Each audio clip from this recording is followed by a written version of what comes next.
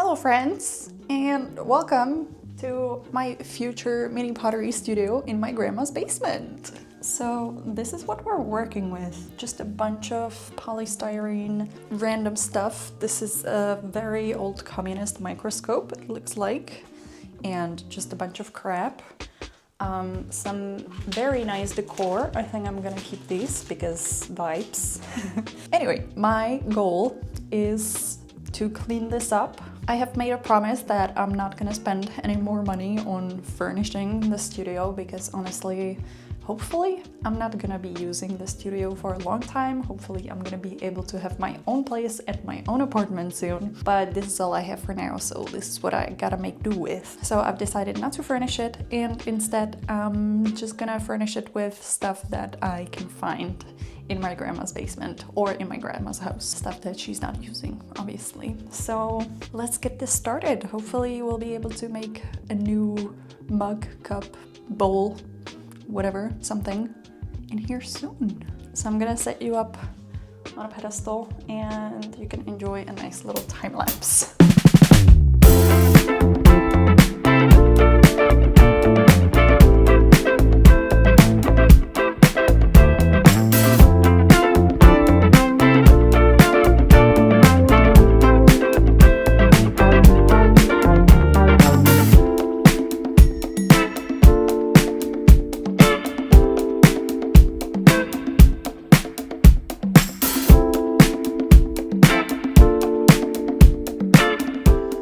So we have come across the first tiny little setback, which is that there's no power outlets in this room. I suspected there might not be, but this is the most reasonably sized room in the basement what accent was that?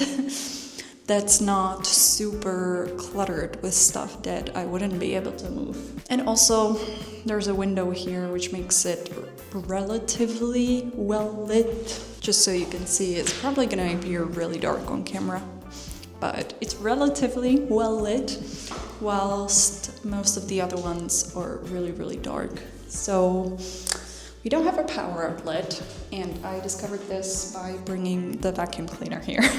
So I've just run an extension cord in here from the room next door, and that's just how we're gonna have to vibe here.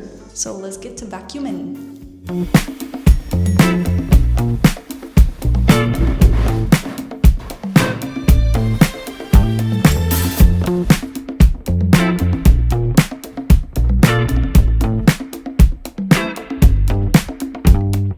So there was this little piece of vinyl floor on the floor here. Not sure what for, but there is this little guy on the other side, and there's actually a hole underneath that. So I'm thinking I'm gonna put the linoleum over that so that I don't have to step on it, and also I'm gonna put my wheel on this, and it's gonna be closer to the light source. And since it's gonna be on the vinyl flooring, it's gonna be a lot easier to mop than whatever this is. This is just a really messy situation. There's also this stack of cables here in the corner. It leads to somewhere, God knows where, and I don't think I'm gonna be able to put that away, so I'm just gonna have to hide it behind something. So for now, the plan is to put the wheel over here, or maybe in the corner, I'm not sure yet. Then on the other side in the corner, I would like a table. And potentially, I have found some shelving, so I think I'm gonna put that over here on the other side of the wall, just for funsies. It's not really useful shelving that's gonna give me any space, you'll see why. But, you know, at least I can display some stuff on there to make it a little bit prettier in here, which is a little bit of a mission impossible, but I forgot that I'm supposed to speak to the microphone, sorry. But yeah, I'm gonna try my best. Let's continue.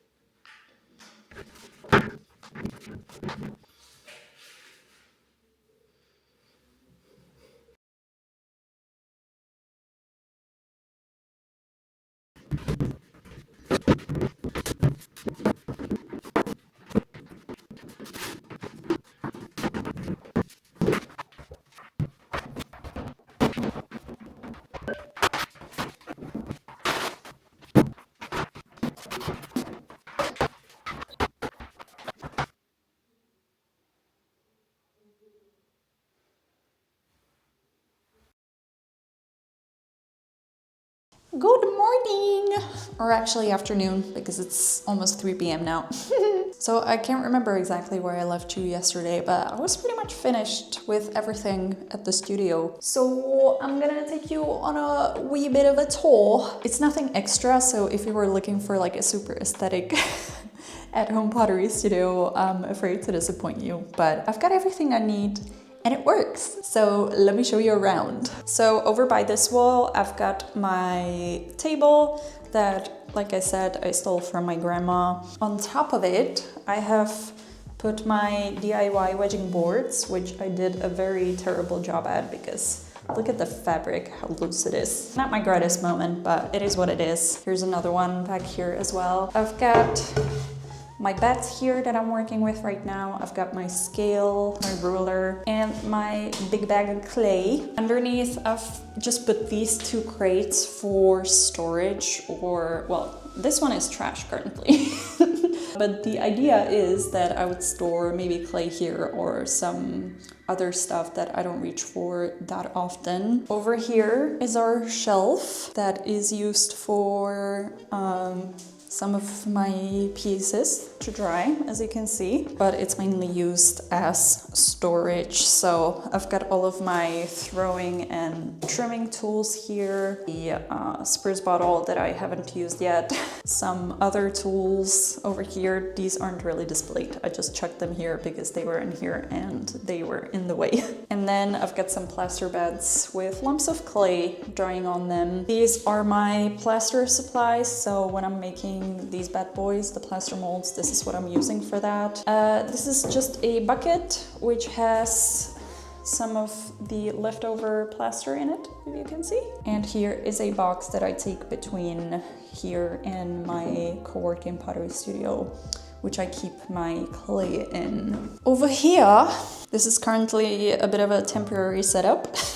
This here is currently my temporary tripod because I forgot to bring this little guy to connect to my camera, so this is what we have to work with. Normally this box has some sprig molds in it and some plastic bags, and it has tiny little kittens on it, aren't they adorable? And that normally lives over there on the shelf. Yeah, which brings us to the star of the show, my wheel head. I got this bad boy off of Facebook, secondhand. This is one of the Weaver cheaper wheels from China. I got it secondhand for, I'm gonna put it on the screen. So it was a really great deal. And despite not really having anywhere to put it, I decided to buy it anyway. Since the wheel is on the smaller side, the person I bought it from also gave me these Pringles cans, which have some dried plaster in them, so it raises the wheel up a little bit, and it works perfectly fine. It is still a little bit low for my tastes, but I sit on this IKEA stool anyway, so it doesn't really matter. And then over here on the right side, I just put this crate to lift up my slip bucket. This is my throwing water slash slip bucket slash reclaim bucket. And after this is full, I'm gonna take all of this, chuck it on one of those plaster boards and recycle it. And I also have this tiny little cutty from IKEA that holds my tools. It does have hooks somewhere. The idea was that I would hook it over here so that it wouldn't be taking up the table space here, but the hooks just keep falling off and I gave up on them, so I just don't use them anymore. And lastly, here in the corner is my IKEA box that I use to bring my pieces to my studio and from my studio, depending on where I'm going and what I need to do. So after all of these bad boys are dried or trimmed or whatever, at whatever stage, I'm gonna put them in this box, and then I'm gonna take them to my studio and do whatever else I need to do with them. Lastly, to give you a bit of an idea on how I clean in here, I use this little collapsible bucket from IKEA. I fill this up with water, wipe everything down, and then I just chuck it outside in the garden.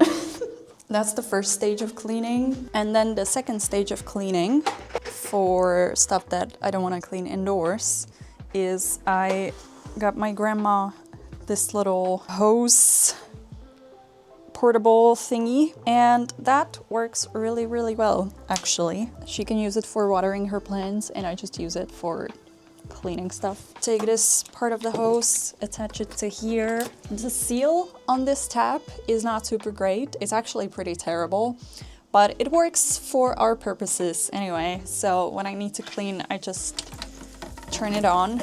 I put a bucket underneath because it's really leaking really, really bad, as you can see. So that's collecting the water from this terrible situation. And then I just use the hose. Yay! And I just do that on the grass so that any clay particles or anything don't go into the plumbing system and clog everything up. So yeah, it's not much, but it's honest work. And it works for me. I feel like people online don't really show how rough the beginnings can be, so here's an honest, real take at what a really budget, really startup pottery studio looks like. Also a moment of appreciation for my grandma's poster wall on the garage door. When my boyfriend saw this, he was like, "Oh, I understand your love for animals now."